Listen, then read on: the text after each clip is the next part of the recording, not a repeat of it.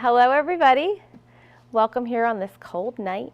Thank you all for coming out to learn a little bit about vaping, what's going on, the facts that are out there for us to, relay to you, some myths that are out there that we, feel the need to debunk when we're working with teens and their families, as well as some strategies and what we can do.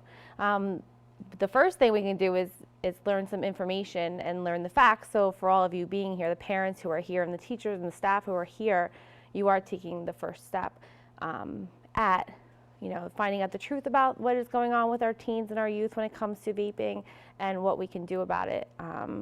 Being informed and being educated is really good and really powerful. So my name is Megan Tucker. This is Abigail Thompson, and we both work for RWJ Barnabas Health Institute for Prevention and Recovery. We are on the prevention side of things. Hold on. How do you do it? What do you hit? Okay, so part of our Institute for Prevention, these are some of the programs that we run. The DART Prevention Coalition, which is the county-wide substance use prevention coalition that we'll talk more about in a little bit. The peer recovery programs, which is in all hospitals in the area, not all, but Barnabas-run hospitals in the area, as well as SOCH, right? So that is when someone is brought into a hospital. It started out when someone was brought into the hospital, the ER, Narcan reverse from an opioid overdose. We would then dispatch a recovery specialist to go out and talk with that person and to get them into treatment or whatever level of care that they need. And then they are followed up with for up to a year by trained professionals to make sure that they're getting the care that they need. It's a really awesome program, and it's kind of changed the how we're dealing with opioid addiction in the state.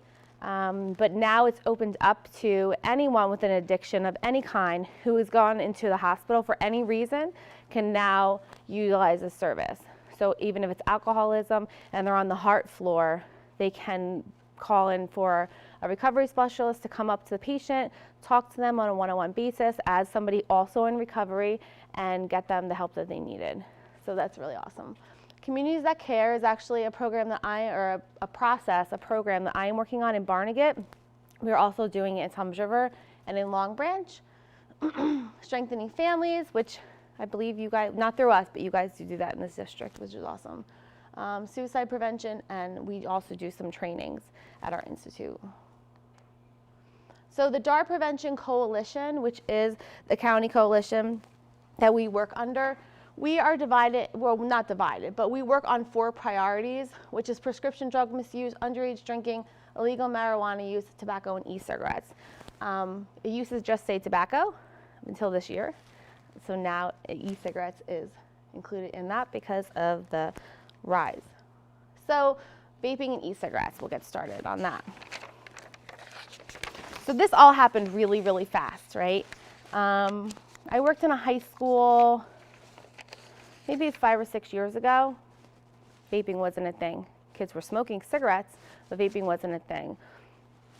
Smoking tobacco started to decline, and really fast people caught on in the vaping world, and this stuff has hit so fast that we're playing catch up, trying to gather all the information that we can that's out there. Studies are just being done now. So what we're going to talk about is the most recent up to date, but it's not the final verdict because those studies haven't come, they haven't been completed yet. So this is going to be an ongoing informational learning for you all. There's a lack of awareness. Vapes originally were said to help with smoking cessation, so to quit smoking. Which we'll talk about more and more today, though, they are actually being marketed to our youth. So this is kind of like a timeline of vapes and e-cigarettes. The big giant one with the box, that's called a mod. If you're ever at a traffic light and you see this, looks like the car's on fire in front of you because the smoke that comes out of it, that's what they're using. That's almost like a culture in itself. That's like the kind of vape that they would go to the vape shop and they would get like the juices to fill in. They would be mixing the nicotine for them, and they would be filling kind of like their own concoction in them. And then here, like, you know, they're working their way down, and you'll notice that they're getting smaller and smaller and smaller. I mean, some of the ones, the battery operated ones that used to be out a long, long time ago, they were like a method to quit. They were battery operated, you would smoke them, and then you would throw them away.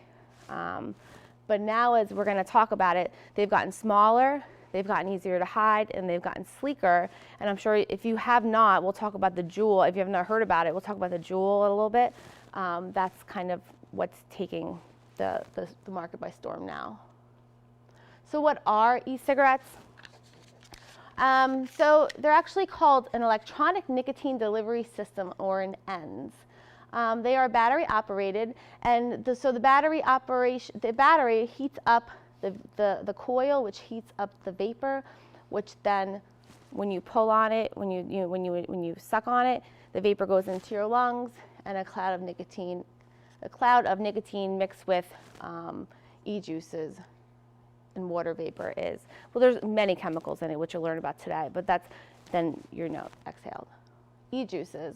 So these e-juices have typically the 4 ingredients. So they basically all contain a liquid nicotine form. Okay, some are higher, some are lower. We hear a lot of times kids say, "Oh, well, there's no nicotine in them." That's typically false. They mostly all of them contain nicotine. Propylene glycol, which is it's able to be ingested, like eaten, but not inhaled. Vegetable glycerine, and this flavoring. So what are these flavorings made out of, right? I ask the kids when they say just flavoring and water vapor, I ask them, what is the flavoring made of? You think that they crushed up strawberries and shoved them into this juice? No. So what is that made of? And we'll talk about that. And the liquid can contain twice as much nicotine as traditional cigarettes. Like I said before, with the mod, you can go to the vape shop and they can have the nicotine mixed in with the flavoring to the level that they would like. And some people actually mix them themselves. So they could be putting more nicotine than a cigarette, double the nicotine of a cigarette in there, and we all know that is what is going to get them addicted, right? Get their brains needing that. And if you look at all of these bottles, melon, mojito, strawberry, rockstar, mint, peach, blueberry, they look fun, they look fruity. If somebody's been smoking Marlboro Reds their whole life and they're going to go quit, and they're going to use this as a method to quit, you think they're going to smoke watermelon vapor? No. So this is not being marketed to people who are quitting smoking. Here are some examples of what they're putting out there and how they're appealing to youth and to teens. Pop clouds. Anybody Pop Rocks, right? It looks like it, it sounds like it. Chef's Crunch. I mean, we all know these cereal brands. Chef's Crunch. It's actually what? Cinnamon Toast Crunch, right? It looks just like it. Toucans. What kind of cereal would that be? Fruit Loops. Apple Smacks. Apple Jacks. And El Capitan would be Captain Crunch. So again, adults who are trying to quit smoking, they are not looking for Captain Crunch flavored vapors to smoke. This is blatantly being marketed to youth. Why? Lifelong customers, right? So the earlier they start them, we know about how when brain development is going on, the earlier you start to use substances, the more that your brain believes that you need those substances moving forward, and then you have a lifelong customer, okay? So are they safe? So we do know that cigarettes themselves, traditional cigarettes, do contain 7,000 chemicals, right? There are definitely less chemicals in these vape juices and these vapes than that, but that doesn't mean they're safe, okay? Just think about big tobacco. Think about the ads rolling out back in the beginning of the century when they were really pumping up big tobacco advertising, and doctors were vouching for, smoking Camels, and they weren't harmful, they were good for you, they were a good reliever of stress, they were cool. We're kind of following that same pattern here. And like I said, the studies have not been completed, so what these teens are getting themselves addicted to with the nicotine, we don't know what the effects, the long-term, we do know some long-term effects, but we don't know all the long-term effects yet. So the vape aerosols have been found to contain formaldehyde. We all know what formaldehyde is used for. Do we want to inhale formaldehyde? What is that going to be doing to insides of our body, right? Free radicals floating in your bloodstream, attacking cells, causing cancer. Diacetyl. So I don't know if any of you have ever heard of the term popcorn lung. When we bring that up to people, some people think that what that is some people smoked vapes or whatever, and they got actual popcorn looking things on their lungs. That's not really what it is. So it goes back to, and I'm going to actually read this so I don't miss anything for you.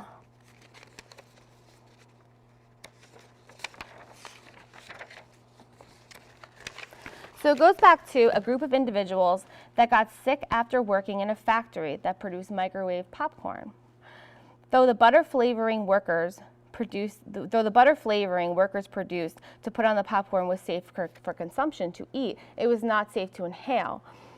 So they wound up with long-term respiratory illnesses that were non-reversible.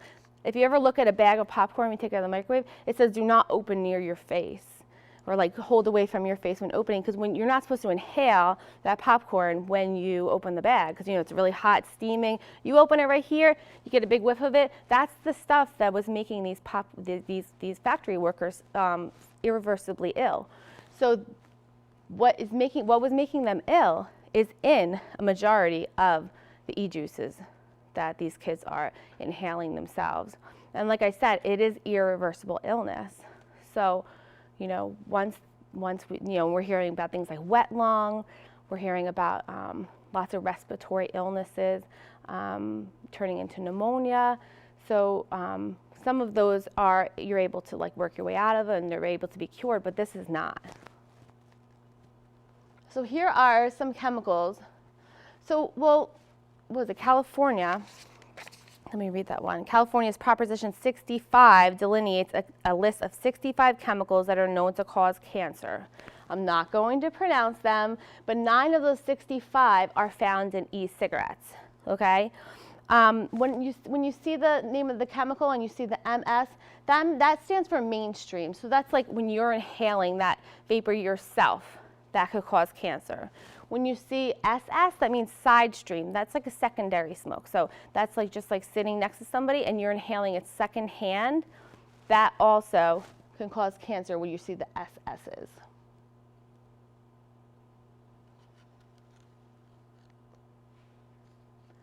Okay, teens and e-cigarettes. So this is a giant culture it's becoming with teens. And let me just sidestep a minute and talk about how we've talked with many teens in this county, and they don't see vaping or smoking these vapes as smoking. They think smoking's disgusting, a lot of them. They don't see, the kids who are vaping, they don't see themselves as smokers. This is a totally different thing. So just in the past, this has just really been a big deal for the past 4 or 5 years, even less.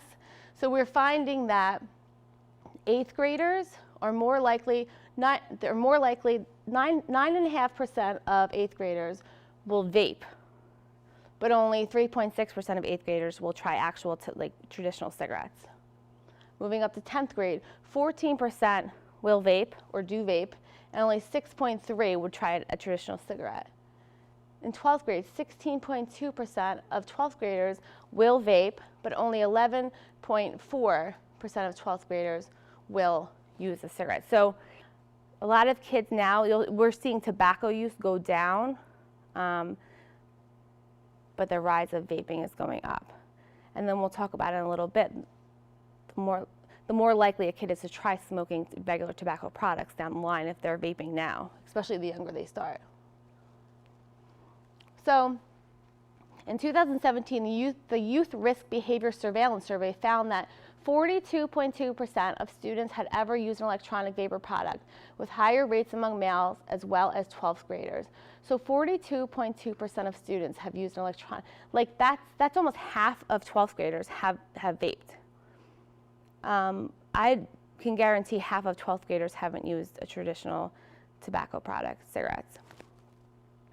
13.2% of students have used an electronic vapor product in the past 30 days, and 85% of e-cigarette users ages 12 to 17 think that they're just smoking water vapor and flavors.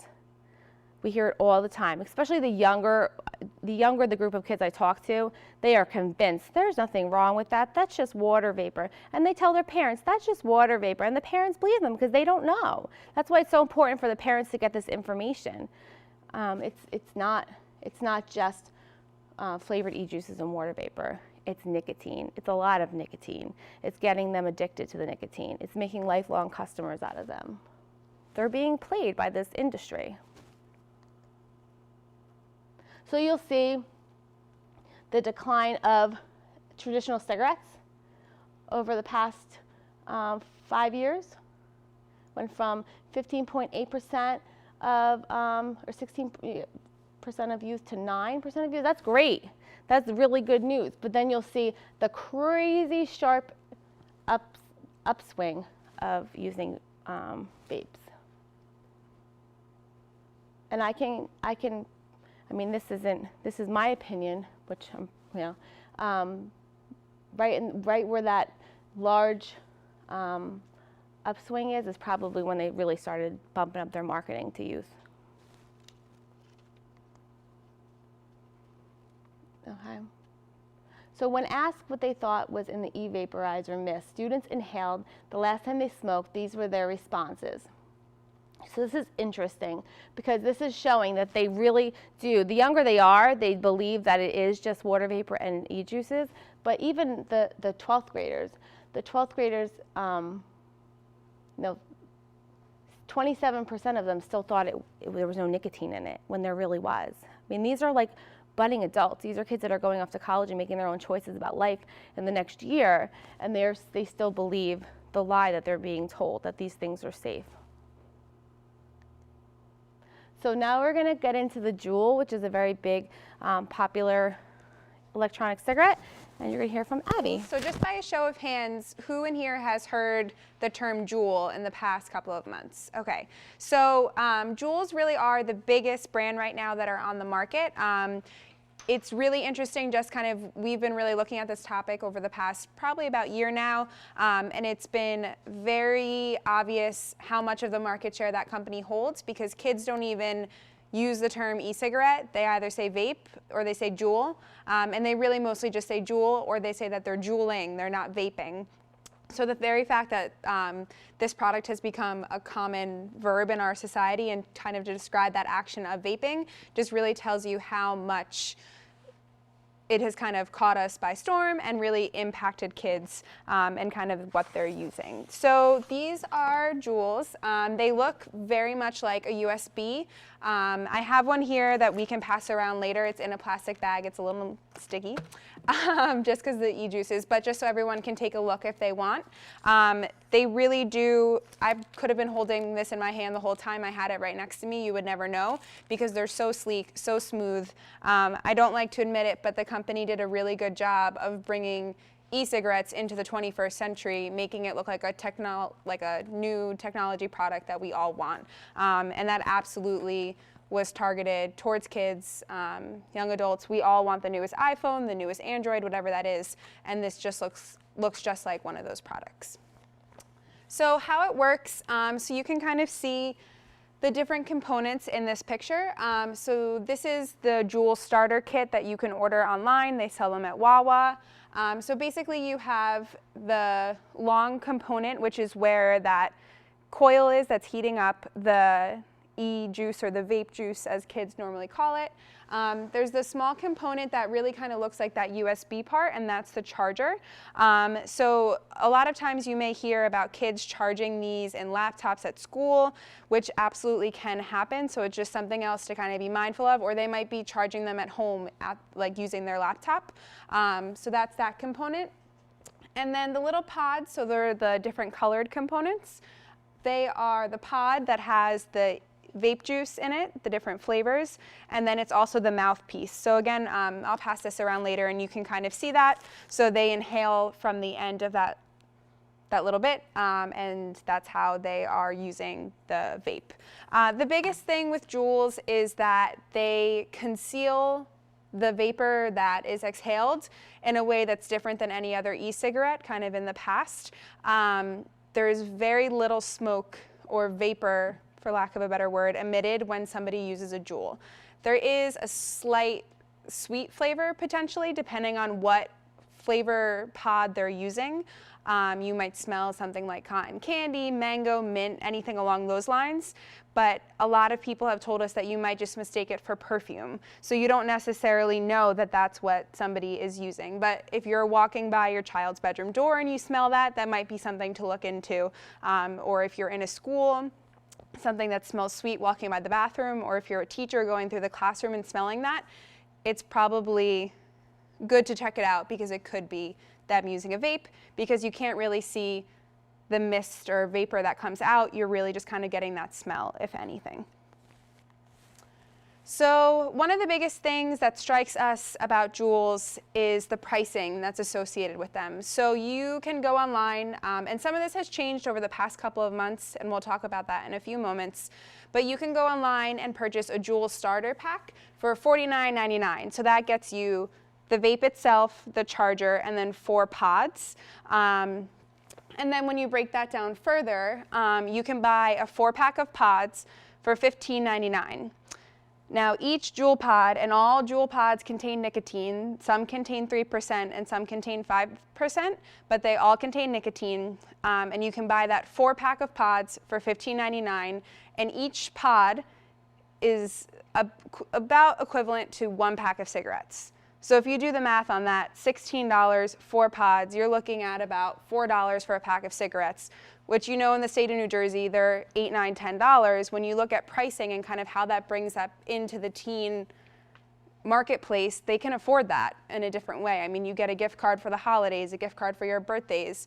Kids are telling us that that's how they're going online and getting these products, or on the dark web and getting these products. So I know the dark web sounds kind of silly, but that really is what they're doing to some extent. So that's one of the things that we have also looked at. Just it really brings us into the price point where kids can buy them, because it's so much less expensive.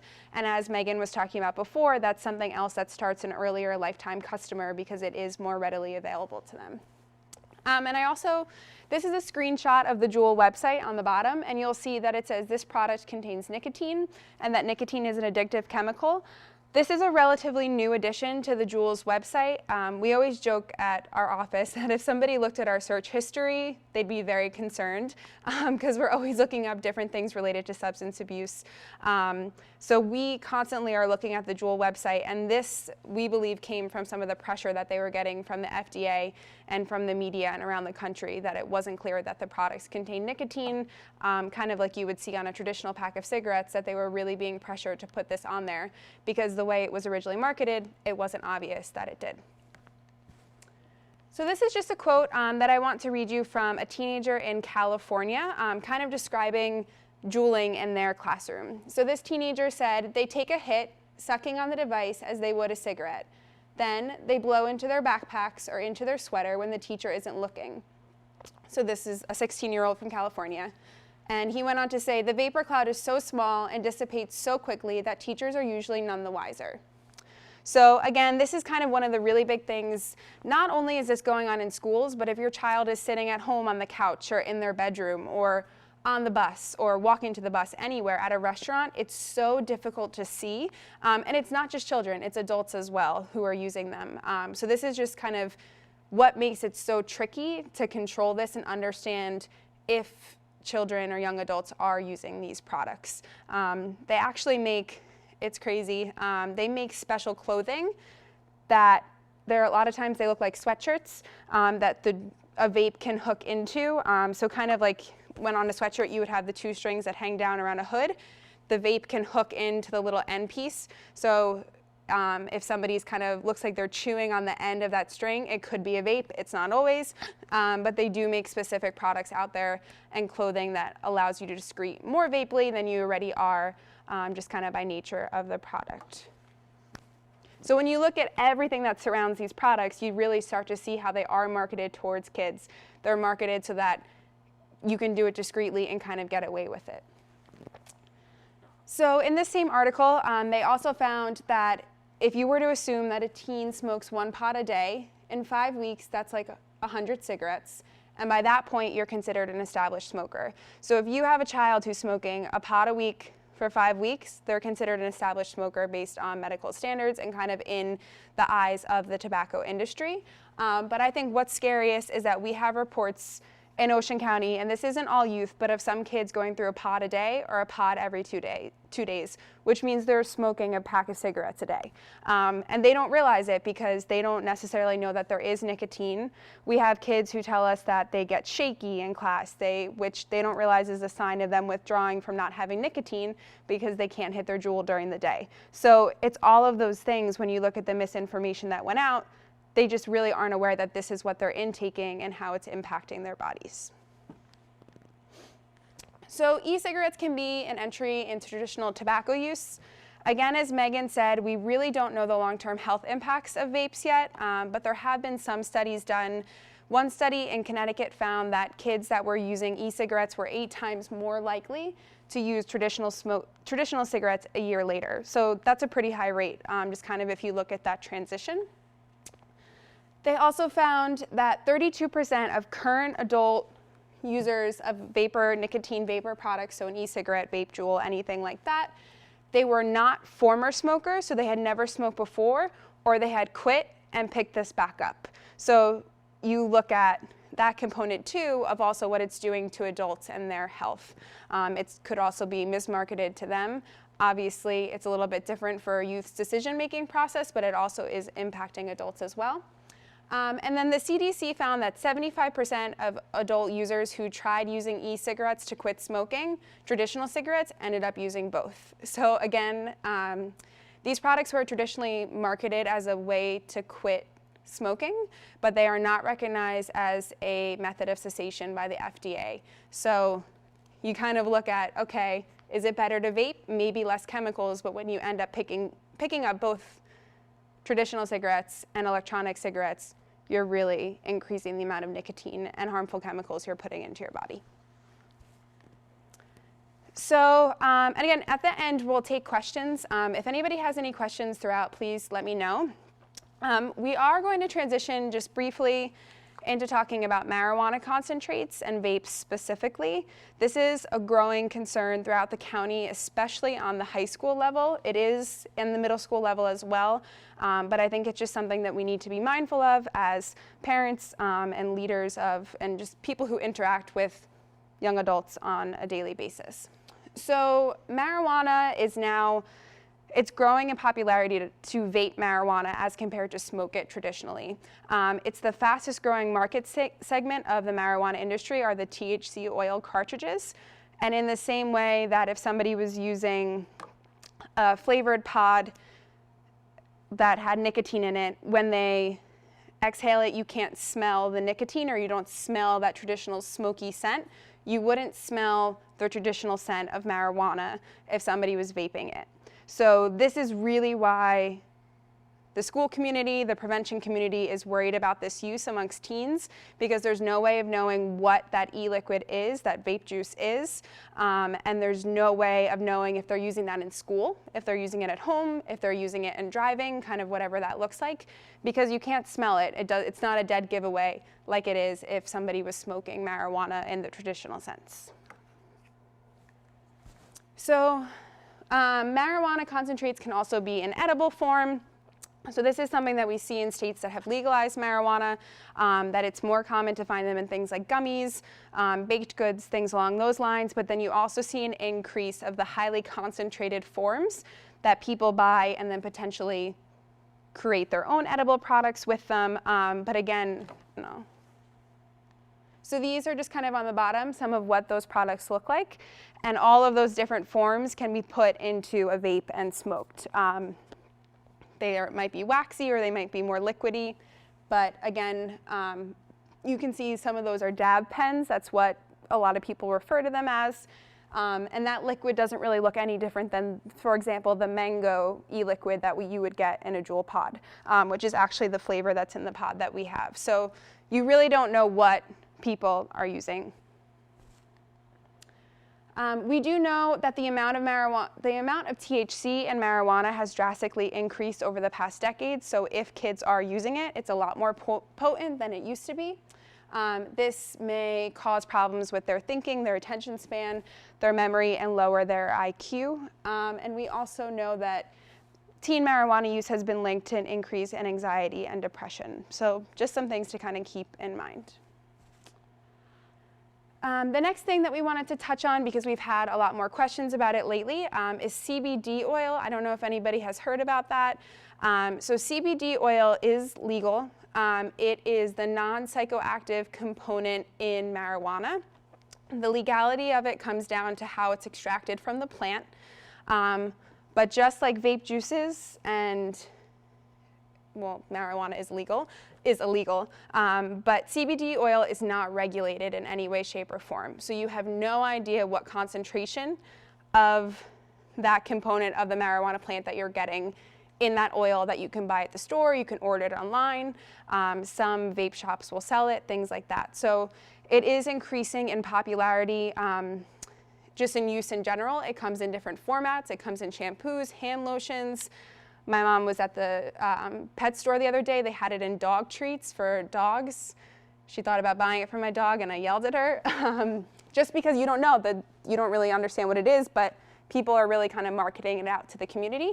And it does come in a liquid form that can be vaped.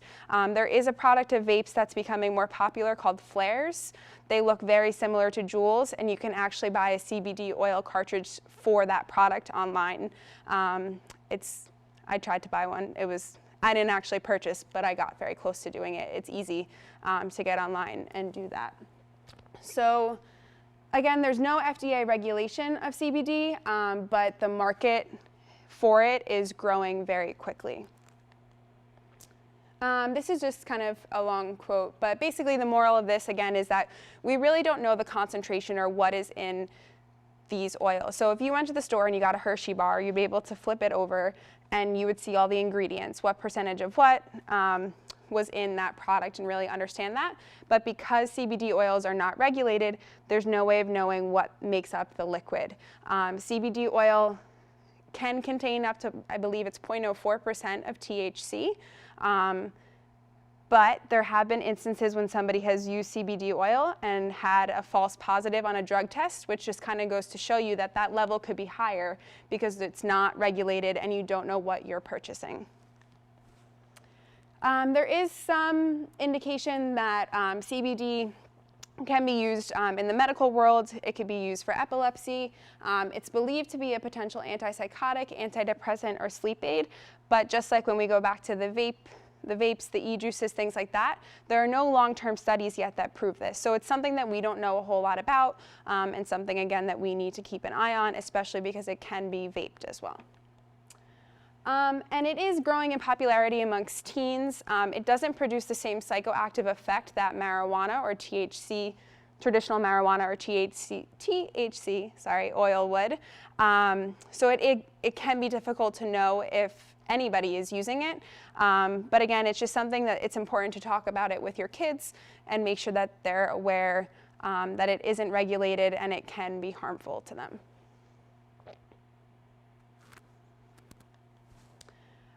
Okay, so just a couple more points. So in New Jersey last year, it's actually been just a year now, we were the 4th state to raise the age of sale of tobacco to 21. We were not at 19 for a very long time, and they just raised the age to 21. A lot of that ties into the fact that Your brain is not fully developed before the age of 25, so similar to not being able to purchase alcohol until you're 21, they bumped up that age limit. So it's just something else that is important for young adults to understand, that they have to be 21 to purchase. We do a fair amount of merchant education in the community and speak with individuals that are selling tobacco products. And when compliance checks were going on, some retailers didn't even know that it was 19. So it's just something else important to kind of drive home to young adults. New Jersey also has the Smoke-Free Air Act, or the Clean Indoor Air Act. People kind of use the terms interchangeably. New Jersey was a little bit ahead of the curve when this law went into place. It does include both traditional tobacco products and e-cigarettes in its description. So anywhere where you cannot smoke a cigarette, you cannot use a vape or e-cigarette. So if somebody's sitting next to you in Applebee's using a vape, that's illegal. If they're in a ballpark using it, that's illegal. Or if they're in a park, that's illegal. When the law goes into place on January 1st that you can't smoke on beaches, can't use vapes in the state of New Jersey. So I know that this is something that the schools have struggled a lot with as well, that technically young adults, and this is all throughout the county, that they're violating the Clean Indoor Air Act by using a vape on school grounds. So it technically is illegal, and some schools have made moves to fine students based on this law. Because if you were at a restaurant, you could be fined in that way, or anywhere else where you can't smoke. So I know this was a lot of information, and again, we'll take questions at the end. So just kind of thinking about what we can do. Like Megan mentioned before, being here tonight or listening to this program, reviewing the different information that's distributed, is really one of the best first steps that you can do, is to become informed. But again, I would encourage everyone to kind of keep up reading about it, because things are changing so quickly. The FDA did just kind of crack down on Juuls and a lot of the other big companies, demanding that they provide a plan on how they will stop their marketing to youth and kind of targeting youth. And they did just announce that they weren't happy with the plans that were submitted. So I do believe that there will be some changes coming. But like you know, with a lot of things in government, that could take a very long time. I don't believe that Juuls or vapes will be going away quickly anytime soon, and it's an ever-evolving and changing landscape. So it's really important to kind of continue to read, stay informed as much as you can, and we do our best to provide information to the school on an ongoing basis and to get that out to the community. But other things that we can do, discuss your child's school policy and kind of how the school district feels, what that policy looks like, and the consequences associated with vaping. That's really important, and also helps you help the school enforce that. You can also talk with your kids and young people. In the prevention fields, we find that one of the best indicators of a child's decision of whether or not to use a substance is their parents' approval or disapproval, or the approval or disapproval of another trusted adult. So even if it's not your own child, if you have your child's friends that are over and they really look up to you, or you're kind of like a second parent to them, talk to them about it. That really is the best way that we can prevent kids from using, is them hearing that message from somebody that they look up to and they trust.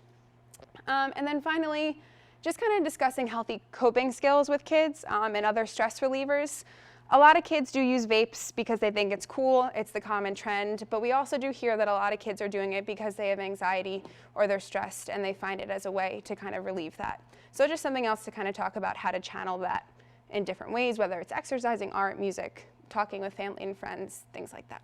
Well, thank you all so much for coming out. We really appreciate it. And again, if you have any other questions, please don't hesitate to follow up with us or the school. We're always happy to answer them.